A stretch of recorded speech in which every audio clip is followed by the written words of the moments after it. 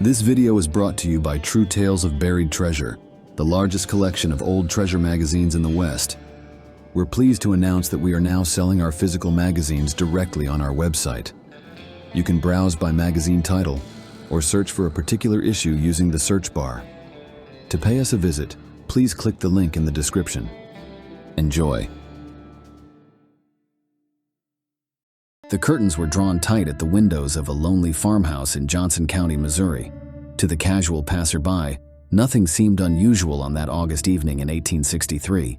But a keener eye might have noticed the dozen horses tied near the back door, each fitted with military saddles, a quiet signal that something clandestine was unfolding inside. In the surrounding woods, faint whispers and subtle movements betrayed the presence of watchers. Had anyone peered into the darkness, they would have seen the source of those murmurs. Grim horsemen conversing in hushed tones, their ragged uniforms a mismatched mix of Union blue and Confederate gray. Were they soldiers or outlaws? In truth, they were both. Nearly 300 of these rough-riding men gathered there that night. Hardened by war, each one carried as many as 6 pistols strapped to his person. Their cold, expressionless eyes and deadly precision identified them as the most feared mounted fighters of the war, Confederate guerrillas led by the infamous Charles W. Quantrell. To understand how Quantrell reached this brutal crossroads, we must go back to July 1857. Born July 10, 1836, near Hagerstown, Maryland, Charles had lived a quiet life until his father's early death. In the summer of '57, he received a letter from his brother, who had been living in Kansas, urging Charles to join him. The two soon set out for California together. Their journey was cut short by tragedy. Along the route, a group of redlegs, uniformed raiders loyal to Jim Lane of Lawrence, Kansas, ambushed them. Quantrell's brother was killed, and Charles was left for dead. He survived barely, and after months of recovery, returned to Kansas under the alias Charlie Hart. In a twist of fate, he joined Jim Lane's regiment, the very outfit that had included his brother's killers. Slowly and methodically, Quantrell exacted revenge. One by one, those responsible were found dead, each with a pistol ball in the forehead. His final act as a Union man came after he secretly murdered the lieutenant who led the ambush and took his place as officer. Soon, he arranged a night raid on the home of an old man. He and 7 of the last 9 soldiers on his hit list approached the cabin. Quantrell knocked. When the door opened, he dove inside and rolled to the side, just as a wall of shotgun blasts erupted from within. All 7 of his unsuspecting companions were killed on the spot. With that, Quantrell dropped his alias, cast off his Union blue, and sent a letter to Jim Lane, revealing his true identity and intentions. He traveled to Virginia to receive a Confederate commission directly from President Jefferson Davis, then returned to Missouri and raised a company of 50 men. Their methods were ruthless. They carried a black flag, a fearsome symbol that meant no prisoners, no mercy, and no survivors. For months, this grim standard flew over Missouri's blood-soaked fields, but none of their actions would match what was coming. That summer, Quantrell had issued a stern warning to Jim Lane and his men in Lawrence, Kansas. Stop burning homes, stop murdering civilians, or face retribution. If the violence didn't end, he promised to return the favor, to make Lawrence blacker than Hades and flood its streets with blood. On this August night in 1863, that promise was about to be fulfilled, as the largest gathering of Confederate guerrillas in Missouri prepared to carry out the most terrible act of vengeance of the entire Civil War. The warning had gone unheeded, and now the time had come for vengeance. With a unanimous vote from his captains, Charles W. Quantrell set his plan into motion. The men hidden in the woods were summoned, and under the cover of darkness, they rode toward their destination, Lawrence, Kansas. By day they hid, by night they pushed forward, relentless and silent, until finally, 5 days later, at dawn on August 21st, 1863, they reached the city's edge. What followed has been written about in countless history books, but there's more to the story, something often overlooked. Drawing from the memoirs of one of Quantrell's most trusted men, Captain Harrison Trow, comes not just a tale of violence and fire, but one of lost and hidden treasures still waiting to be found.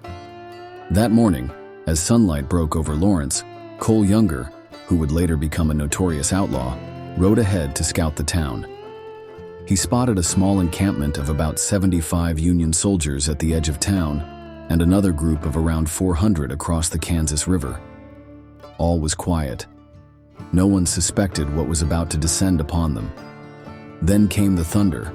With their black flag raised high and pistols drawn, Quantrell's raiders charged the first camp, gunning down soldiers in a flash. Without hesitation, they turned their fury on the larger camp across the river.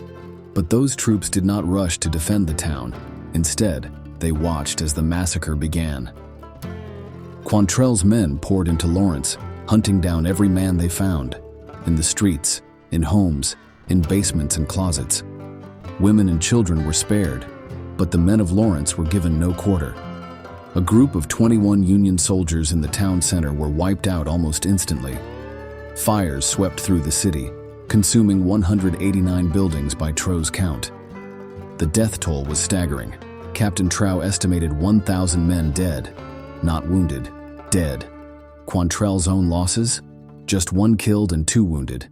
In a twist of cruel irony, the main target of their wrath, Jim Lane, leader of the hated Redlegs, escaped on horseback through a cornfield. As Quantrell and his men retreated from a burning Lawrence, they had no idea that their actions would ignite an even greater blaze in the already raging Civil War. Many of those same riders would never live to see the end of it. But amid the blood and fire, another legacy was left behind, one of hidden wealth. During those chaotic hours, many residents buried their valuables to protect them from the pillaging soldiers. Coins, silver, jewelry, treasures hidden away in desperation by those who would not survive the day. As Lawrence expanded over the decades, much of that ground was built over, making recovery nearly impossible. But there is another trail, one that treasure hunters have largely overlooked. Captain Trow's memoirs reveal a detail both chilling and fascinating. As the raiders retreated, Quantrell ordered 2 detachments of 20 men each, one led by William Gregg, the other by Bloody Bill Anderson, to carry out a specific mission. They were to march parallel to the main column, burning homes and killing as they went.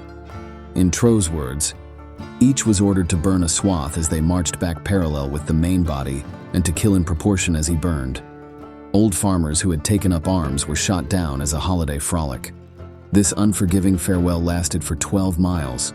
12 miles of destruction, 12 miles of death, 12 miles of families who, in panic, buried their life savings and never returned to claim them. This overlooked retreat route, stretching roughly along what is now Missouri Highway 10, east of Lawrence toward Eudora, could still hold the remains of those hurriedly hidden caches. Period maps, old homestead records, and careful research might just lead a modern-day seeker to one of these forgotten treasure sites. But remember, always obtain permission before searching private land. To those daring enough to follow the path of the Black Flag, know this: the road may be long forgotten, but the treasures of that fateful day in 1863 may still lie beneath the soil, waiting to be found. Good luck. Thanks for watching. If you'd like to read the original article or purchase the magazine from which it was taken, please check out our website, truetalesofburiedtreasure.com.